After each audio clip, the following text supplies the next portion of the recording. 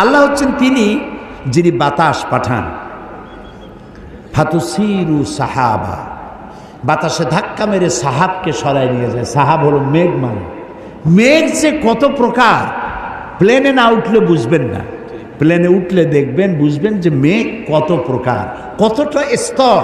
মনে হয় যেন আল্লাহ তাআলা তুলা শুকা দিছে, লেপ বানাবে, কোনোটা উঁচা নিচা, কোনোটা সমান, কোনোটা পাতলা, কোনোটা হালকা, কোনোটা ভারী গোলাকার, নানান রকমের মেঘ ভেসে বেড়াচ্ছে।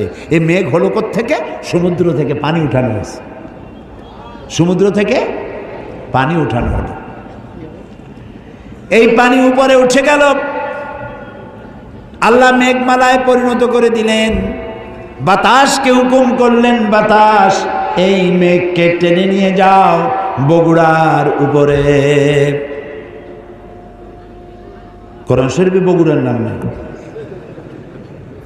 বেহুদা আনন্দ করার কোনো কারণ নেই। আমি ব্যাখ্যায় বললাম, আল্লাহ তাআলা বাতাসকে হুকুম করেন নিয়ে যাও, যেখানে পানি দরকার সেই জায়গায় অমুক জায়গায় নিয়ে যাও।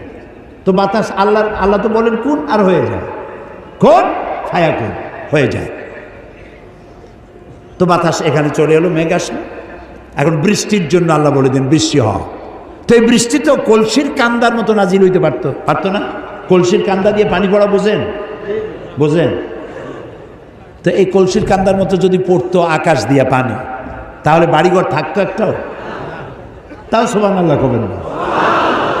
আল্লাহ রাব্বুল আলামিন জমিনের প্রয়োজন মিটাচ্ছেন, আবার যেন মানুষের বাড়ি ঘরের গরু বাছুরের ক্ষতি না হয়, সেগুলি যেন বিপদে না পড়ে, কষ্টে না পড়ে, সেজন্য বিন্দু বিন্দু করে, ফোঁটা ফোঁটা করে বৃষ্টির পানি নাজিল করে দিয়ে পৃথিবীর কোথায় শুষ্ক একটা বালি, এক কোনা মাটি পড়ে আছে, তালাশ করে করে সমস্ত মাটিগুলি আল্লাহ রাব্বুল আলামিন সিক্ত করে দেন, ভিজাইয়া দেন।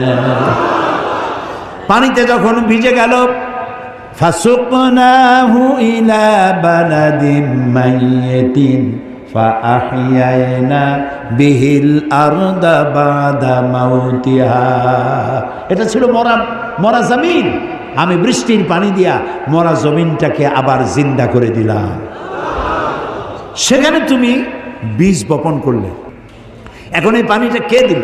সূরা ওয়াকিয়া আল্লাহ তাআলা বলছেন, আফারাইতুমুল মাআল্লাযী তাশরাবুন আআনতুম আনজালতুমুহু মিনাল মুজনি আম নাহনুল মুনজিলুন।